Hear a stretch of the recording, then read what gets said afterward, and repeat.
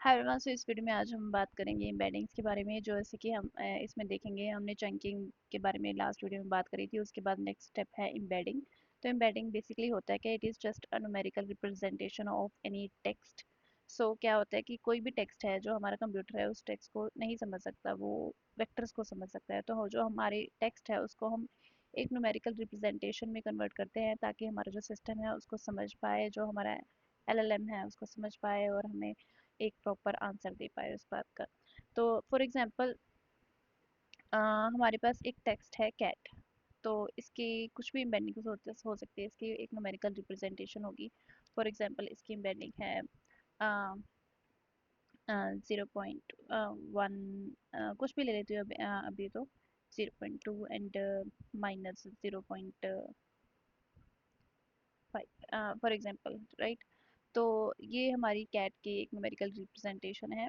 और similarly dog की हो सकती है न्यूमेरिकल रिप्रेजेंटेशन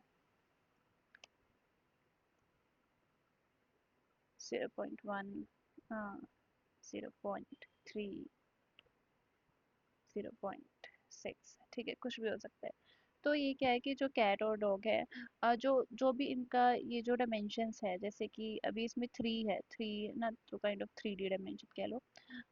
तो ये जो भी हर एक डायमेंशन है वो एक प्रॉपर्टी को रिप्रेजेंट करती है। फॉर एग्जांपल जैसे कैट और डॉग है, इनकी जैसे ये 0.1, 0.1 ये सेम है। इसका मतलब ये इन दोनों में ये प्रॉपर्टी सेम है। जैसे सपोज ये जो 0.1 डिफाइन यहाँ पे कर रहा है वो डिफाइन कर रहा है एनिमल्स को। तो कैट और डॉग बोथ आर एनिमल्स, तो ये दोनों की सेम होगी। तो ऐसे ही है कि जितनी ये सेम होगी किसी दो वेक्टर्स में, राइट। जैसे ये इसका वेक्टर है, इसका वेक्टर है, जितनी इनके साथ इन दोनों में सिमिलैरिटी होगी उतना ही ये आसपास होंगे वेक्टर रिप्रेजेंटेशन में। ओके। तो मैं आपको एक एम्बेडिंग प्रोजेक्टर में दिखा देती हूँ कि ये आई थिंक मैंने आपको पहले भी इसके बारे में दिखाया था कि ये जो हमारी ये एक वेक्टर रिप्रेजेंटेशन है, इसमें जो हर एक डॉट है वो एक वर्ड को रिप्रेजेंट कर रहा है। ये बेसिकली 3D डायमेंशंस में है, length, width and height. And जो भी दो वर्ड्स आसपास में ऑब्वियसली उनकी जो वेक्टर रिप्रेजेंटेशन होगी वो थोड़ी सिमिलर होगी, राइट। जैसे मान लो ये वर्ड है, जैसे मैं यहाँ पे सर्च कर लेती हूँ डॉग। तो यहाँ पे डॉग है हमारा, राइट। डॉग को अगर हम सर्च करते हैं,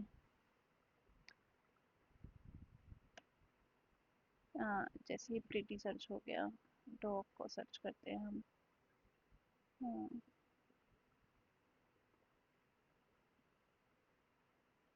हम्म, ये हमने डॉग पे यहाँ पे क्लिक करा। और डॉग के आसपास क्या है, कैट है, ये भी एक एनिमल है, ठीक है, काऊ है।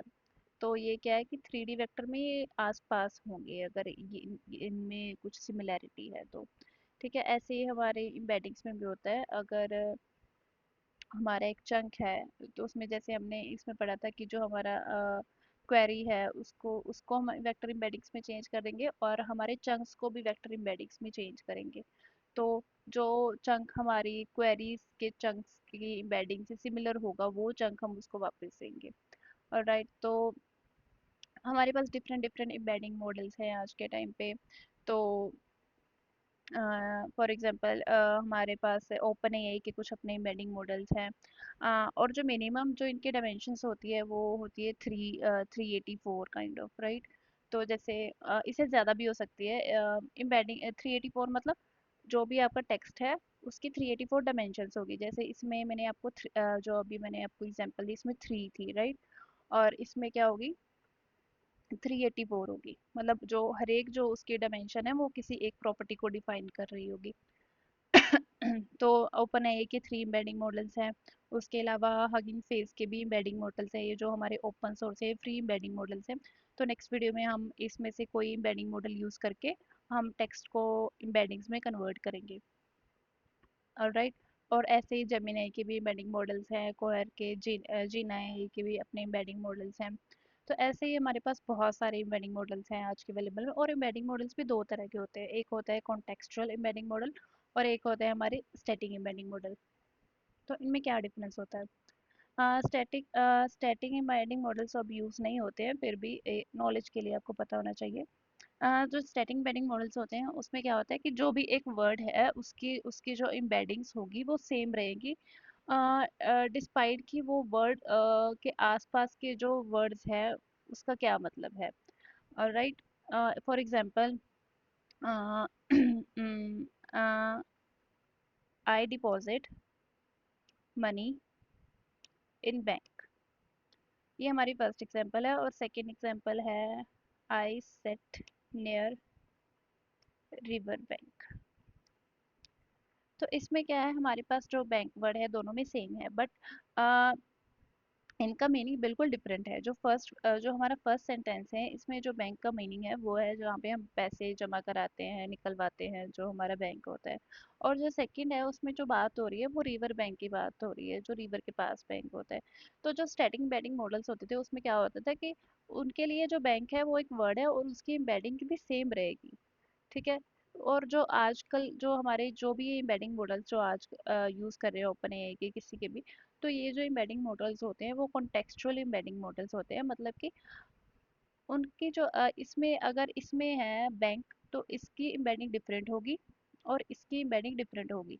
और वो कैसे पता लगाते हैं, वो आसपास के वर्ड से पता लगाते हैं। अगर सपोज उन्होंने देखा कॉन्टेक्चुअल एम्बेडिंग में क्या होता है, वो ये देखते हैं कि इसमें एक बैंक है वर्ड, तो आसपास के वर्ड देखते हैं। उसने देखा कि इसके आसपास जो वर्ड है वो बनी है, तो इससे उनको पता लग जाता है कि ये जो बैंक है ये मतलब फाइनेंशियल बैंक के बारे में बात हो रही है जहाँ पे पैसे जमा कराए जाते हैं, तो इसकी एम्बेडिंग होगी वो डिफरेंट होगी।